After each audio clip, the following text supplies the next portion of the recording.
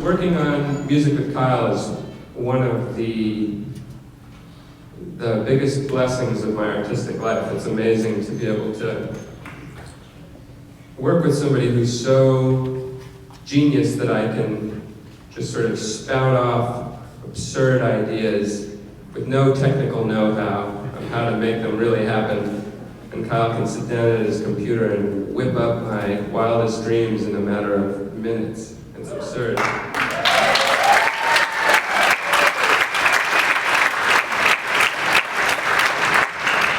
So with that in mind, we're going to play another world premiere, written specifically for this group, specifically for this concert. And this one is really dear to me because I really love Celtic music. And I play a lot of fiddle tunes on the saxophone, a lot of Irish music, Scottish music. And there are these three tunes in particular that I came across in various ways over the last couple years. Two of them I found just on Spotify on an album. One of them, the last one in this set of three tunes we're going to play, I actually found because I was walking around the park near my apartment in New York, and there was an accordionist and maybe a guitarist or a mandolinist sitting together playing this song, and it was so beautiful. I had never heard it. It was obviously some sort of Celtic tune. It's a waltz, and I loved it so much. And my wife and I were together, and we walked past them, and I was loving the song, and then we just kind of left, and I kept talking about it, and she said, well, you need to go ask them what that was, so that you can find it again. And I'm really glad I did, because I don't think I ever would have found it otherwise, because I've never heard anybody else mention this tune. I guess I'm introducing the last tune first. We're going to play a set of three tunes. The last tune is a beautiful waltz called The Diamond, written by an accordionist from the Isle of Man. The first two tunes, on the album that I came across them on, they were as a set of two tunes, and the set was listed on the album as Untitled/Organdi. So I assumed that the first tune was something that maybe they had written for this particular concert they played. It's two accordionists on that recording. And so I sent that to Kyle, and Kyle is a real, in addition to being an arranger, he's a real historian. He did the deep dive. He actually found the websites of the two artists that were listed on that recording, emailed them off their websites, got responses, because it turns out that if you play Celtic music, no matter how good you are, you're not too famous to respond to a random person who sends you an email. And they emailed back and said, oh, both those tunes are by this really amazing French hurdy-gurdy player named Gilles Chabenat. The first one is called Florinda. That was the one that was listed as Untitled. And I was so taken aback to learn that these tunes were written by this guy, because I only know one other tune by this guy. He's a living person, but he writes these songs that sound ancient. Like the greatest honor in this music, Celtic music and any sort of traditional fiddle style, is to write a tune that people think is so old that there's no known composer. And that's what this guy manages to do. There's another tune of his that I learned that for years I thought was just an old tune, traditional tune, until one day somebody more thorough than me looked it up and found out, oh, that's by this living hurdy-gurdy player in France. And so these two tunes are also by this hurdy-gurdy player.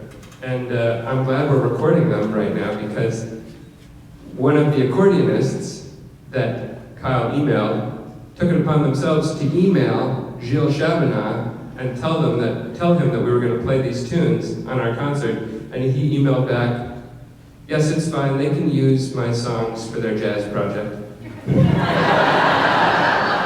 We weren't asking permission, but that was his response. We were going to do it anyway.